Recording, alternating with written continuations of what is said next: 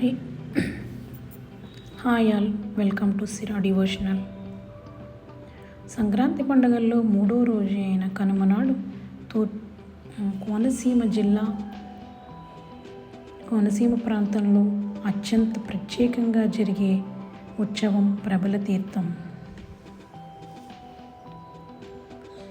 కోనసీమకి చెందిన సుమారు 150 గ్రామాల ప్రజలు ఈ ఉత్సవాన్ని భక్తి శ్రద్ధలతో ఏకమై జరుపుకుంటారు.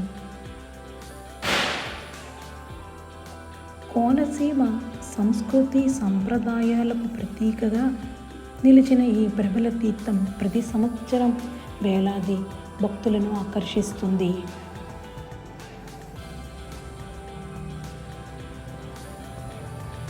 ఈ ప్రభల తీర్థానికి సుమారు 400 సంవత్సరాల చరిత్ర ఉంది. పిఠాపురం రాజుల కాలం నుంచే ఈ సాంప్రదాయం కొనసాగుతుందని చరిత్ర చెబుతోంది. రాజమహేంద్రవరంలోని గౌతమి ప్రాంతీయ గ్రంథాలయంలో లభించిన ఆధారాల ప్రకారం పిఠాపురం రాజుల సలహాదారు పిట్టల జగ్గన్న సమాజంలో అన్ని వర్గాల మధ్య ఐక్యత కోసం ఈ ప్రభల సంప్రదాయాన్ని ప్రారంభించారని చెబుతారు.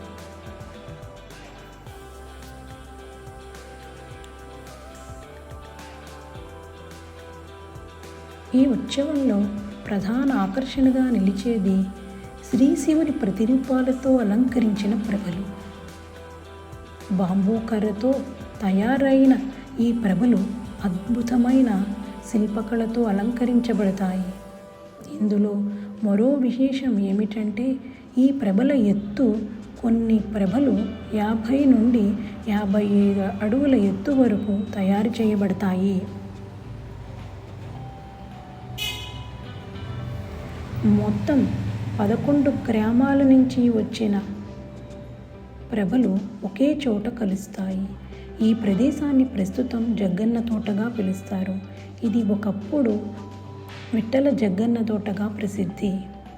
ఈ 11 ప్రభలు శ్రీ శివుని ఏకాదశ రుద్రుల అవతారాలుగా సూచిస్తాయి. ఈ ఏకాదశ రుద్రమంత్రంలో చెప్పిన ఏకాదశ రుద్రుల్లో విశ్వేశ్వరాయ, మహాదేవాయ, త్రయంబకాయ, త్రిపురాంతకాయ, త్రికాలగ్నికాలాయ, కాలగ్నిరుద్రాయ, నీలకంఠాయ, మృత్యుంజయాయ, సర్వేశ్వరాయ, సదాశివాయ, శ్రీ మహామన్మదేవాయ నమః. రుద్రనమకంలో పేర్కొబడిన ఏకాదశి రుద్రులే ఈ జగ్గన్న తోట ప్రభల తీర్థంలో కొలువయ్యే 11 రుద్రులు.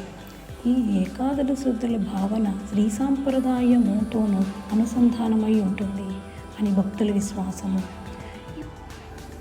ఓం నమః శివాయ, ఓం నమః శివాయ.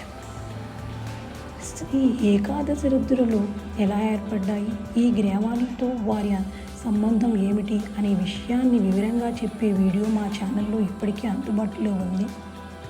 ఆసక్తి ఉన్న భక్తులు ఆ వీడియోలను కూడా తప్పకుండా చూడండి. భక్తి సాంప్రదాయం ఐక్యతను ప్రతీకగా నిలిచిన ఈ ప్రభల తీర్థం మన కోనసీమ గర్వించదగ్గ ఒక మహా ఉత్సవం. ఇది నేరుగా ఈ ఉత్సవాన్ని ప్రత్యక్షంగా చూస్తే కలిగే అనుభూతి మాటల్లోని చెప్పలేనిది. ఇది నా చిన్న ప్రయత్నంగా నేను చిత్రీకరించి చూపిస్తున్న ఈ వీడియోని మీరందరూ కూడా ప్రత్యక్షంగా చూడగలరని భావిస్తున్నాను. Thank you.